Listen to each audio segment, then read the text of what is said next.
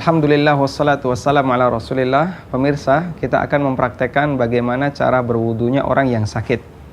Sebelumnya, bahasanya Allah subhanahu wa ta'ala membolehkan untuk tayammum bagi orang yang sakit dengan ketentuan apabila dia tidak memungkinkan untuk menggunakan air. Misalnya, jika dia menggunakan air maka sakitnya akan bertambah parah atau bisa membahayakan dirinya. Namun selama menggunakan air tidak memberikan efek dan pengaruh yang besar bagi pasien, bagi orang yang sakit, maka mereka tetap kembali kepada cara bersuci yang asal, yaitu berwudu dengan menggunakan air. Dan tidak diperbolehkan untuk tayammum kecuali jika dalam kondisi tidak memungkinkan untuk menggunakan air karena akan menimbulkan bahaya. Kita akan mempraktikkan bagaimana cara wudunya orang yang sedang sakit di atas ranjang.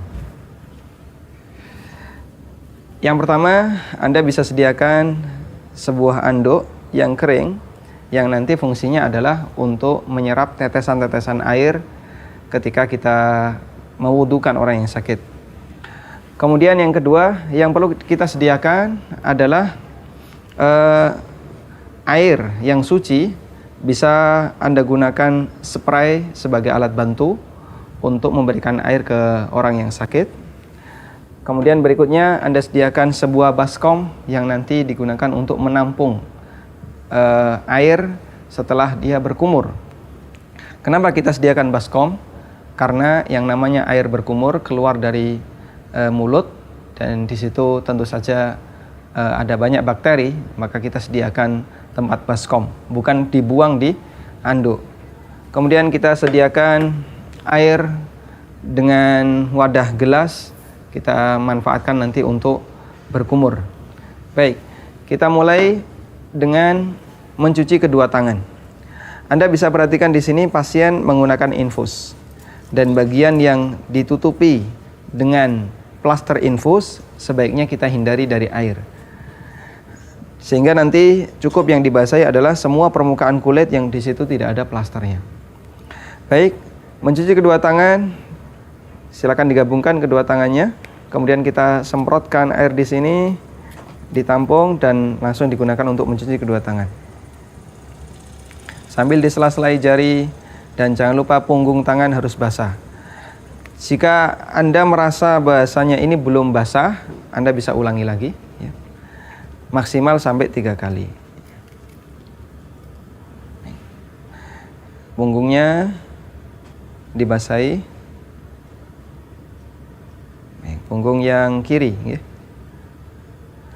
Jika Anda merasa semuanya sudah basah, ada air yang mengalir di sini, maka itu sudah cukup untuk disebut mencuci kedua tangan.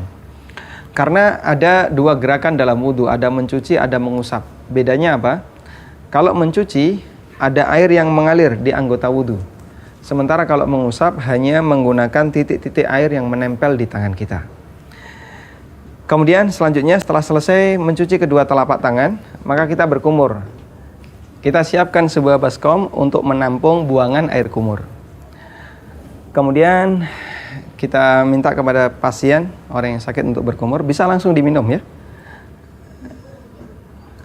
Dan berkumur, buang baskom. Lalu kita tuangkan ke tangan kanan atau tangan kiri yang memungkinkan. Jika tangan kanan tidak memungkinkan banyak bergerak, bisa menggunakan tangan kiri. Digunakan untuk menghirup air ke dalam hidung. Cukup sekali jika Anda bisa pastikan semuanya telah basah.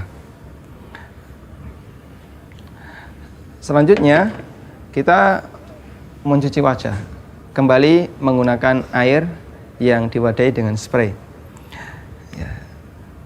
Gabungkan dua telapak tangan, kemudian berikan air secukupnya dan langsung diusapkan ke wajah. Selama ada air yang mengalir di wajah, sudah cukup bisa disebut sebagai mencuci wajah. Ketika kita merasa masih ada bagian wajah yang belum basah, kita bisa ulangi.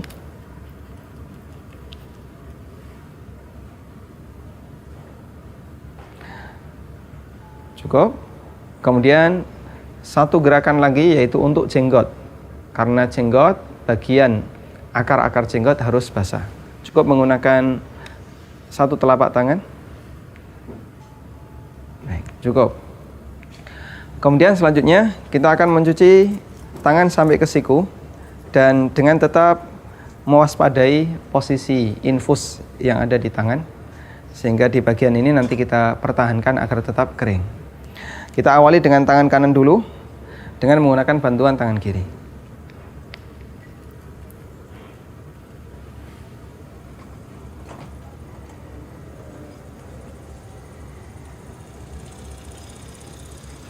Baik, jika Anda merasa ada bagian yang belum basah, maka kita ulangi sekali lagi.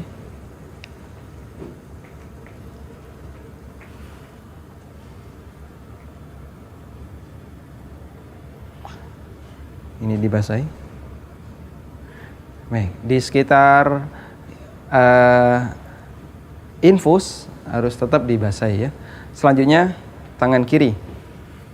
Tangan kiri. Jika tangan kanan masih memungkinkan untuk bergerak, maka bisa menggunakan bantuan tangan kanan yang ada infusnya. Jika tidak, dibantu oleh saudaranya yang mewudukan, yang membantu untuk wudu.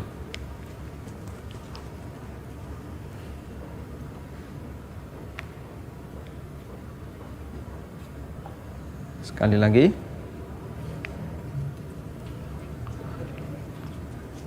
Baik, selesai di sela-sela jarinya. Selanjutnya kita mengusap kepala. Karena mengusap maka cukup menggunakan titik-titik air yang ada di tangan, sehingga kita cukup memberikan sedikit air di kedua telapak tangan. Digosokkan, kemudian langsung bisa diusapkan dari depan ke belakang, balik lagi ke depan, dan langsung disambung ke telinga. Baik, selesai. Selanjutnya kita akan mencuci bagian kaki.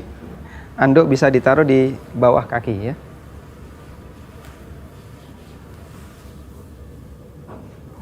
Baik, pasien bisa mencuci sendiri, sementara kawannya bisa membantu menuangkan air, atau bisa juga dibantu ya. Di sini pasien akan mencuci kaki sendiri. Kita awali dengan kaki kanan. Jika tangan kanan tidak memungkinkan banyak bergerak karena ada infus, maka cukup bisa menggunakan tangan kiri. Baik, bisa seperti ini. Kita tuangkan air ke tangan kiri, atau bisa juga langsung disiramkan, disemprotkan ke kaki kanan dan selanjutnya kaki kiri. Baik, silakan. Mencuci kaki sampai ke di atas kedua mata kaki. Ini akan lebih praktis sehingga memastikan semua bagian kaki yang wajib dicuci ketika wudhu basah. Dan perlu diperhatikan bagian sela-sela jari, karena biasanya orang sakit sela-sela jarinya kering. Kemudian jangan dilupakan juga bagian tumit ya. Tumit pastikan basah. Cukup. Selanjutnya ke kaki kiri. Sambil dibantu di sela-sela jarinya. Ketika masih ada yang mengalir, itu tanda berarti dia dicuci, bukan diusap. Kemudian pastikan bagian tumit basah. Bagian tumit. Baik. Cukup. Ketika sudah selesai wudhu, maka pasien bisa membaca doa selesai wudhu. Asyhadu an la ilaha illallah wahdahu la syarikalah wa asyhadu anna Muhammadan abduhu wa rasuluh. Baik. Bisa dilanjutkan dengan salat.